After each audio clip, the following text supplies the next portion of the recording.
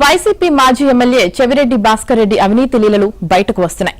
మద్యం ముడుపులను ఎన్నికల సమయంలో వైసీపీ అభ్యర్థులకు పంచిన చెవిరెడ్డి గతంలో చంద్రగిరి వైసీపీ ఎమ్మెల్యేగా, టీటీడీ పాలక మండలి సభ్యుడిగా, Tirupati urban development authority chairman గా పనిచేసి ఏడుకొండల నుంచి కింది వరకు ప్రత్యేక సామ్రాజ్యాన్ని ఏర్పాటు చేసుకున్నారు.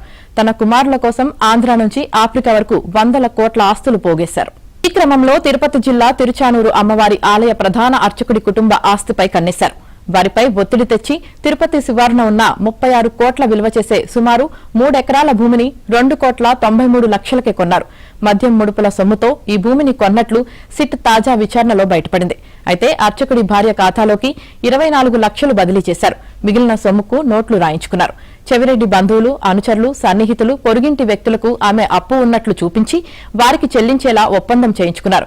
చెవిరెడ్డి మద్యం ముడుపుల సొమ్మును వైట్ మనీగా మార్చుకోవడానికే ఈ ఎత్తుగడ వేసినట్లు సిట్ అధికారులు అనుమానిస్తున్నారు.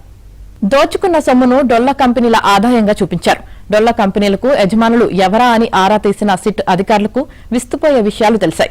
అక్రమ సొమ్మును సక్రమ సంపాదనగా చూపించుకోవడానికి చెవిరెడ్డి వేసిన ఎత్తుగడలో ఏకంగా తన డ్రైవర్, సహాయకుడు, బంధువులు, పొరుగింటి వారిని కంపెనీలకు యజమానులు చేశారు.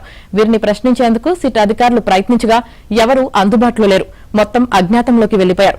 చెవిరెడ్డి ఇంకా ఎక్కడెక్కడ భూములు కొనుగోలు చేశారు, ఎన్ని వందల కోట్లు సంపాదించారు, ఏ దేశాల్లో పెట్టుబడులు పెట్టారనే దానిపై సమగ్ర సమాచారాన్ని సిట్ సేకరిస్తోంది.